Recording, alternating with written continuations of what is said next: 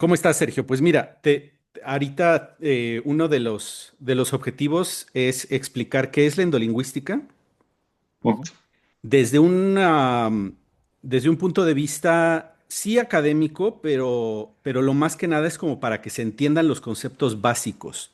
Obviamente no vamos a profundizar muchísimo porque no nos da tiempo ahorita, pero sí el objetivo es explicar qué es la endolingüística, de dónde viene y sus componentes más nucleares en este sentido, para que quede un poquito más claro qué es, ¿no?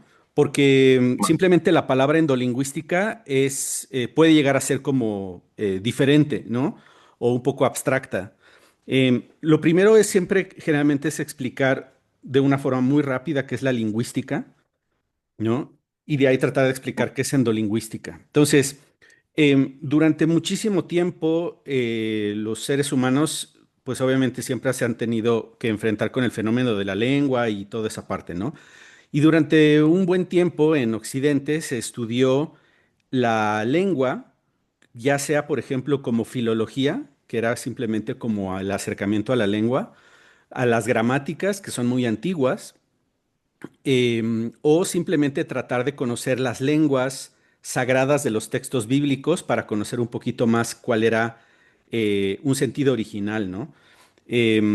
También viene mucho también el estudio del latín y te digo, de las lenguas clásicas.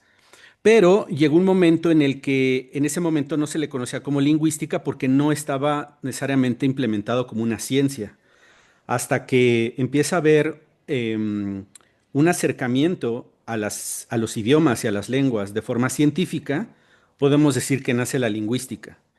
Y se inician con varios estudiosos, entre ellos un francés muy famoso, apellidado Saussure, que él propone una forma de acercarse a la lingüística, ¿no? A generar Ujú. este conocimiento científico de la lengua, que tiene que ver con una metodología, con una búsqueda de resultados, experimentación, conocimiento científico, ¿no?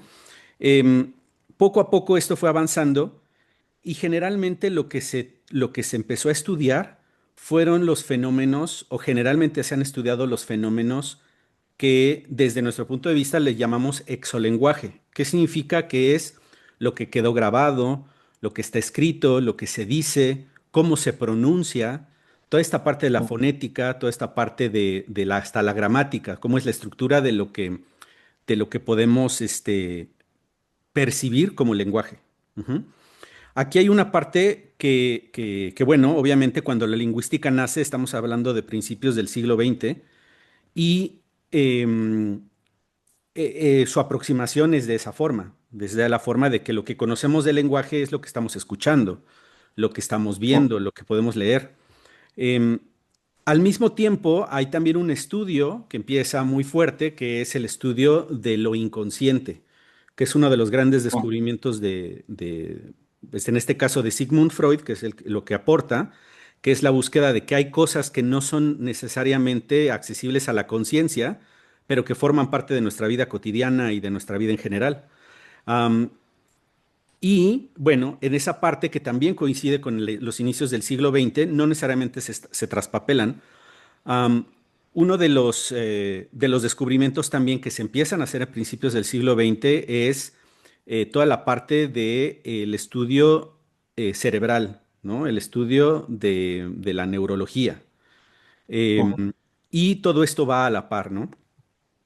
Entonces, qué es la endolingüística? La endolingüística lo que intenta hacer es estudiar la lengua desde, no desde los fenómenos que se han ya representado o que han, digamos que, han sido pronunciados, sino de los momentos o elementos que le preceden a ese lenguaje ya expresado.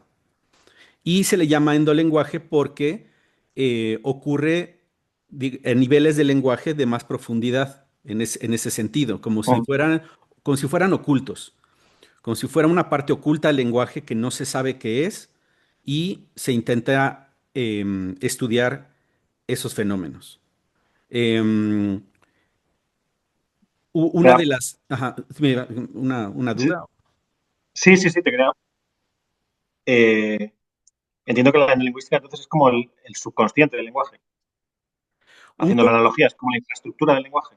un poco así, ¿no? Es decir, hay un inconsciente o un subconsciente, Ujú, una parte oculta, y dentro de esas partes ocultas hay fenómenos del lenguaje, ¿no? Que pueden ocurrir o que pueden ser previos a que se exprese el lenguaje. Y la ujú, endolingüística lo que busca es estudiar de forma científica, eso es muy importante, que es de forma científica ujú. esa parte del lenguaje.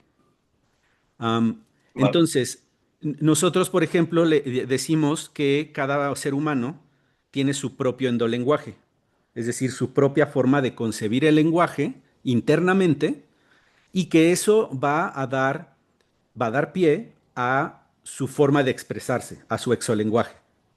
Ujú. Es decir, es Vale. como una condición previa al hablar. Está muy relacionado con el pensar, porque muchas veces nosotros podemos pensar, ¿no? Internamente no lo estamos Ujú, expresando, pero estamos pensando en un idioma, ¿no? Podemos pensar en un idioma.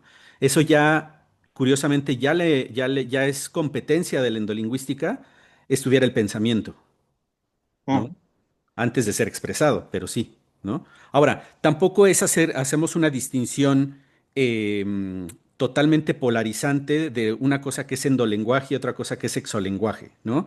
Lo utilizamos más como una forma metodológica para descubrir cosas. Entonces, una cosa muy importante para la endolingüística es también el manejo de la lingüística y de los avances de la lingüística que se tienen.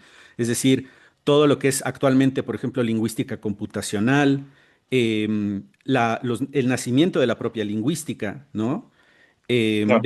De cómo ha ido avanzando. Es decir, no estamos peleados con que ahora es la endolingüística y no la lingüística. No, es simplemente una parte más amplia para estudiar el espectro del Ujú, lenguaje, ¿no? ok. Em, entonces, bueno, eso es lo que estamos queriendo trabajar, lo que estamos queriendo estudiar es el endolenguaje. Ujú. Ahora, todo eso nos lleva a un montón de cosas, ¿no? Porque, bueno, podemos pensar en un endolenguaje personal, ¿no? Como es la forma en la que yo internamente me expreso, que tiene que ver también con un concepto muy importante para la endolingüística, que es el endorritmo. El endorritmo es, te digo, son modelos de pensamiento, todo esto. Ujú, Tiene que ver mucho con la forma en la que cada persona tiene un ritmo para la vida, ¿no? No solamente a nivel, obviamente, orgánico, ¿no? Que tiene que ver, por ejemplo, con los ciclos circadianos y otro tipo de fenómenos de ritmo y de tiempo que existen en el cuerpo humano, sino también con nuestro ritmo, muy específicamente como un ejemplo, es la forma en la que pronunciamos las palabras o que pensamos. Por ejemplo, cuando nosotros pensamos en español, tenemos un ritmo. Cuando intentamos, por ejemplo, hablar otro idioma con ese ritmo previo que tenemos en la mente, nos sale nuestro acento. vale. Entonces, cuando yo hablo inglés con mi ritmo mexicano, voy a tener un acento mexicano, porque lo que me está moviendo para hablar con ese Claro. acento es el ritmo. Entonces, esa Ujú, es una manifestación del endorritmo. Y todo esto tiene que ver con el endolenguaje. Ahora bien, em, em, todos estos fenómenos del endolenguaje, cuando yo hablo en una lengua personal, o sea, en una lengua propia o apropiada, por ejemplo, en este caso el español, que es mi lengua materna, ujú, eh, es la lengua que conozco. Entonces, mi endolenguaje va a estar basado, o sea, se generó a partir de un endolenguaje más amplio, que es el endolenguaje castellano o del español. Ujú. vale. Ujú, Si un francés habla francés, tendrá el endolenguaje francés, un endolenguaje alemán, o un endolenguaje inglés, ¿no? Con ujú, sus características de ritmo, pero al mismo también con sus características de la forma de expresar las ideas y de palabras, ¿no? Que le es propia a cada lengua. Ujú. Entonces, bueno, eso es en general la parte de por qué se llama endolingüística, que sería un poquito viéndolo de forma muy sencilla, que es un endolenguaje. Y aquí importa mucho ver la parte histórica de cómo se desarrolló, quién inventó, quién descubrió la endolingüística, cómo surgió este conocimiento. Em, por ahí, de principios también del siglo XX, un neurólogo de Bélgica llamado Joseph Meulemans, él es de los primeros neurólogos que empieza a trabajar con lo que es la electroestimulación y el electrodiagnóstico de enfermedades, ¿no? Em, Esto terminando la Primera Guerra Mundial. Y uno de las tesis que este doctor comienza a tener sobre el lenguaje específicamente es que dice, bueno, hace un tiempo, hace unas décadas para él, ¿no? Un francés apellidado Broca empieza a Ujú. estudiar la parte del cerebro que tiene que ver con el lenguaje. Y el doctor Lo Meulemans, del área de Broca, ¿no? el área de Broca, exactamente, de ahí Sí. viene el área de Broca, nombrada en Ujú. honor al doctor Broca. Eh, el doctor Meuleman se fija en los escritos del doctor Broca y dice, esta es la zona del lenguaje articulado. Ujú. Ujú. No está diciendo del lenguaje así genérico, está diciendo del lenguaje Sí. articulado. Y eso le llama mucho al doctor Meulemans porque una de las tesis que él tiene en ese entonces, que es 1930, 37, de esas épocas de los 30, em, dice, a ver, si hay una zona del lenguaje articulado, ¿no? De un lado de un hemisferio cerebral, generalmente hay complementariedad de los hemisferios. Seguramente en el Ujú. otro lado debe de haber una zona también del lenguaje. Sin embargo, ¿qué pasa? Cuando nosotros entendemos el lenguaje solamente como lo articulado, solamente como lo pronunciado, solamente como esta parte del exolenguaje, nos perdemos de estudiar la otra parte del lenguaje. Y entonces, por ejemplo, ahorita ya actualmente, cuando uno investiga en varias áreas del cerebro, del otro hemisferio, se pueden encontrar otro tipo de manifestaciones del lenguaje que son propias, por ejemplo, para el lenguaje humano, que tiene que ver con la prosodia, o el lenguaje no verbal. La prosodia Ok. es, si yo digo, por ejemplo, mm, por ejemplo, yo dijera, estoy contento, ¿no? Pero Ujú. si yo digo, estoy contento, Sí, o puedo claro. decir, estoy contento. Yo estoy articulando las mismas palabras, pero, Claro, tiene todo un barniz de exacto, lenguaje no verbal. exacto. El matiz, la intención, en este caso, esto tiene que se le llama prosodia, ¿no? Em, esta parte hace que el contenido del mensaje o el mensaje sea muy distinto, ¿no? Ujú. Entonces puedo decir las mismas palabras, pero con otra intención y entonces es muy distinto, ¿no? Bueno, en la zona complementaria, esta es la tesis del doctor Meulemans, la zona complementaria del lenguaje articulado va a haber una parte que regule o más que nada que procese el ritmo del lenguaje, las intenciones, todo este tipo de información que hace que la palabra no sea la misma una que la otra, ¿no? Am, y bueno, regresando a esta parte del ritmo, ¿no? Estas, esta zona aquí que él en sus tesis y después la fundación Meulemans, que es la fundación de este mismo doctor que se crea más en los 50, le llaman a esta zona del cerebro ellos la zona complementaria a Broca y a Wernicke también, que es las zonas del lenguaje, le llaman la zona de Meulemans. Vale. Y ellos identifican que en este lugar hay ritmo, que es más que nada cómo se maneja el ritmo de las lenguas, la musicalidad también, em, y cómo curiosamente estas dos áreas se complementan, ¿no? Em, Vale. si bien ellos dentro de la Fundación Meulemans hablan de esto, no necesariamente esas tesis son aceptadas por toda la comunidad de desarrollo de la neurología, ¿no? Pero hasta los 80s, un doctor también, doctor Roger Sperry, se gana un premio Nobel donde este premio Nobel consiste en la complementariedad de los hemisferios cerebrales, ¿no? Entonces, bueno, se van confirmando las tesis del doctor Meulemans de esas épocas, ¿no? Am, a la par, el doctor Meulemans obviamente va creciendo y se va haciendo más grande, pero su hija y su yerno, son Christian Meulemans y el doctor Joseph Elias.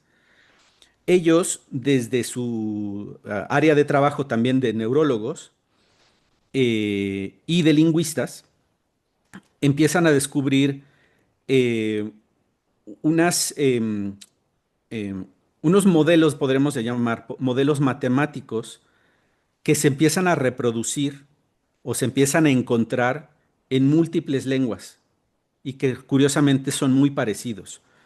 Em, a esto le llaman códigos binarios y códigos ternarios. Hoy te explico qué es. Ujú. Em, para poder encontrar estos códigos, que en realidad son estos modelos matemáticos, que son unas abstracciones que curiosamente se repiten en las lenguas, para poderlos encontrar se tenía que hacer uso de la lingüística comparada.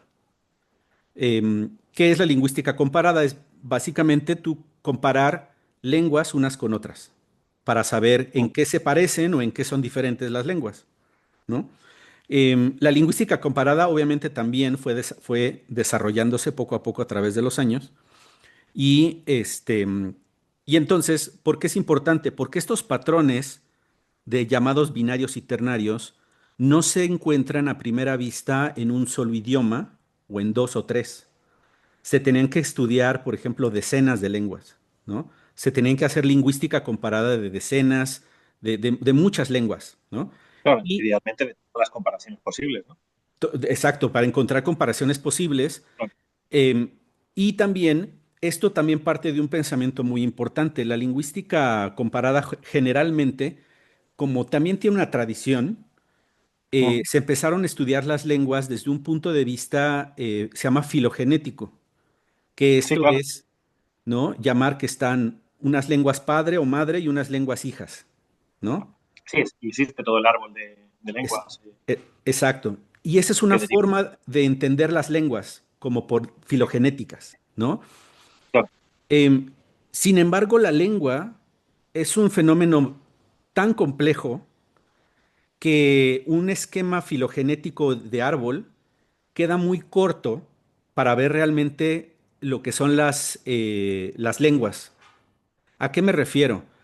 Em, ya se sabe ahora que hay un concepto que se le llama substrato lingüístico, que es Vale.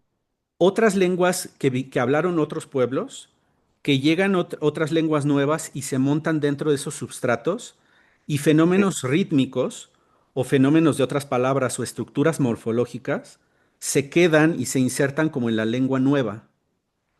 Por eso, cuando, por ejemplo, el latín llega a la Galia, evoluciona a lo que ahora llamamos un francés Ujú. o lenguas occitanas, porque los mismos sustratos de esos lugares le dan una como nueva vida a esta lengua que llega, que es el latín, y surge una nueva lengua llamada francés, por ejemplo, ¿no? Lo mismo pasa con el catalán o con el español, ¿no? Con todas las lenguas. Claro. Entonces, En el si fondo. nosotros, perdón. No, sí, que en el fondo vale el esquema filogenético, pero todavía es más parecido a la realidad biológica, ¿no? Porque hay transformaciones, hay saltos horizontales, ¿no? De todo tipo.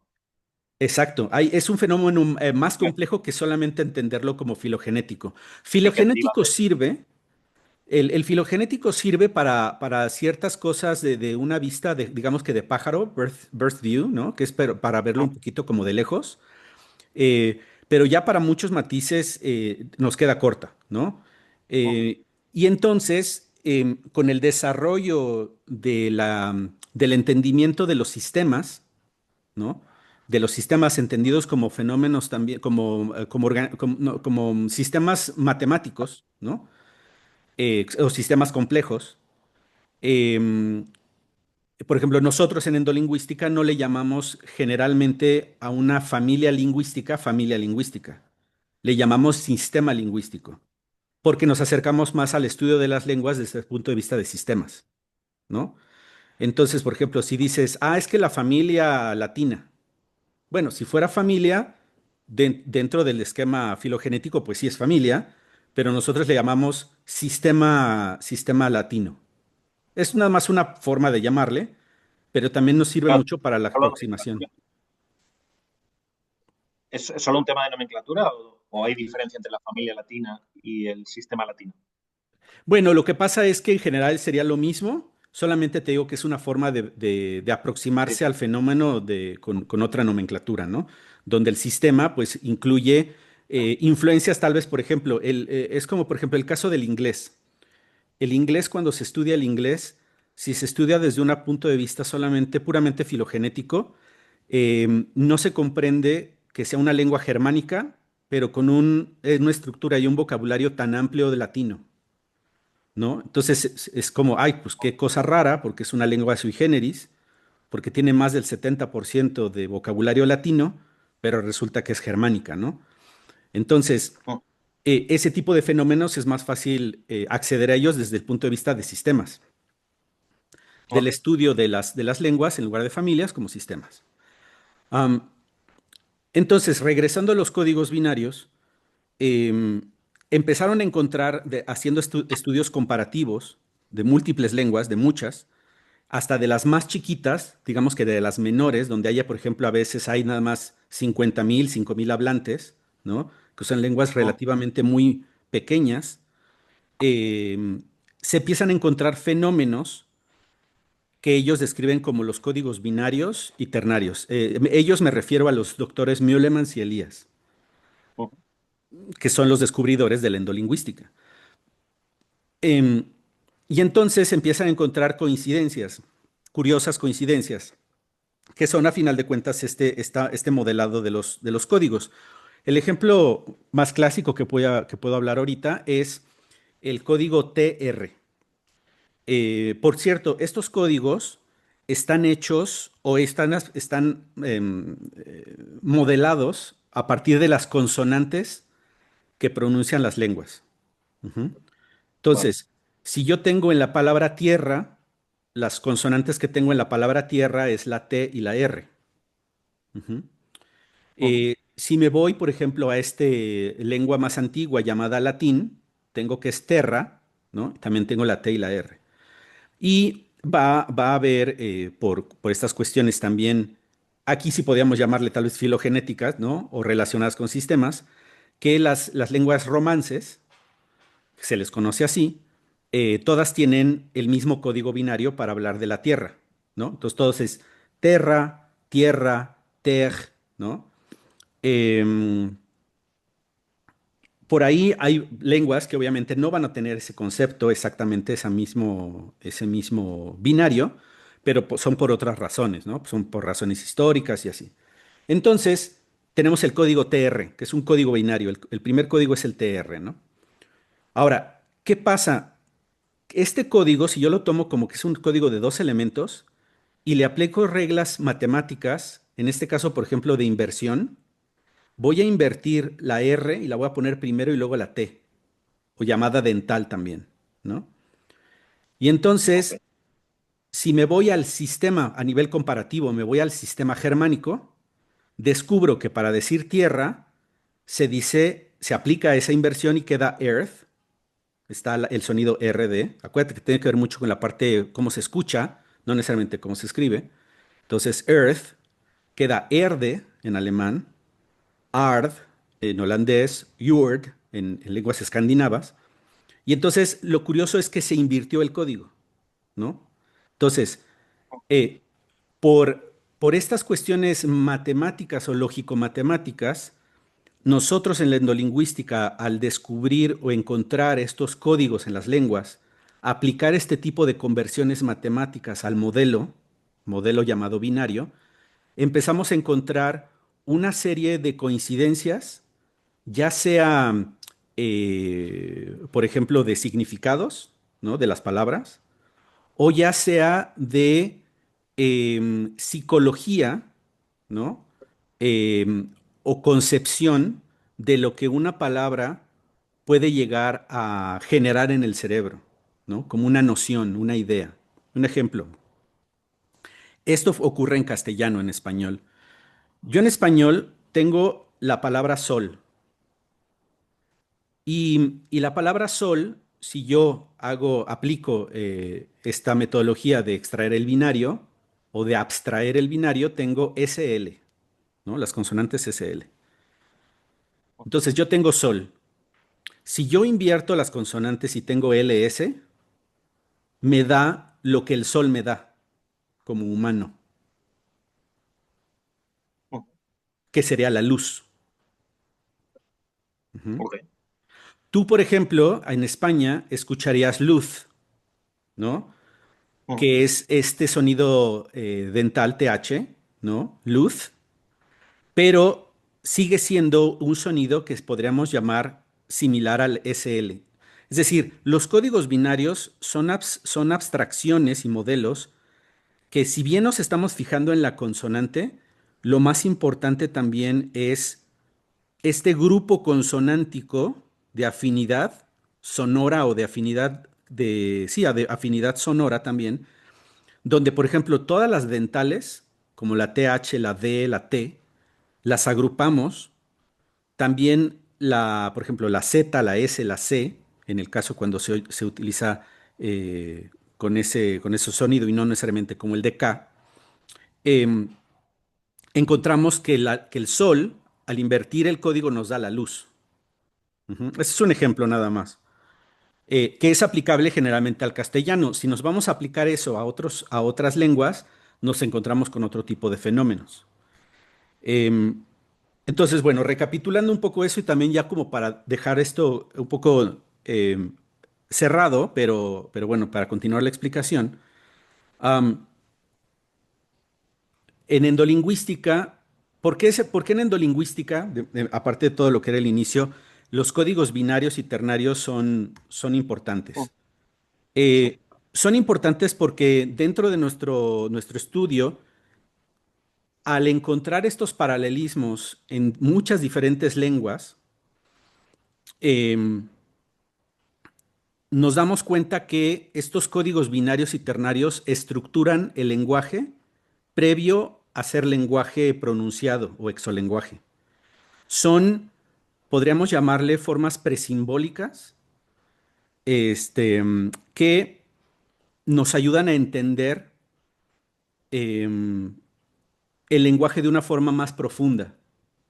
Un tema también aquí como para terminar esta exposición, dentro de la endolingüística nosotros tenemos el estudio de diferentes niveles de lenguaje, que eso es muy importante. ¿Qué es un nivel de lenguaje? Un nivel de lenguaje es, de cierta forma, cómo lo utilizamos los seres humanos. Si nosotros solamente hablamos y repetimos palabras como tal, nos quedamos en el nivel de lenguaje llamado del habla, donde solamente hablamos. Ujú. Si, si hay una intención detrás del lenguaje que estamos diciendo, no solamente lo hablamos, sino que hay una intención o descubrimos esa intención, le llamamos el nivel del decir. Ujú. Esto ya Heidegger lo había trabajado con la parte de los niveles Sprechen y Sagen, que él lo había trabajado así. Pero la lingüística propone otros dos niveles más, que son un poco más profundos en este sentido, ¿no? No me voy a clavar a explicarlos Ujú. todos, pero es muy importante para explicar la parte de la lingüística.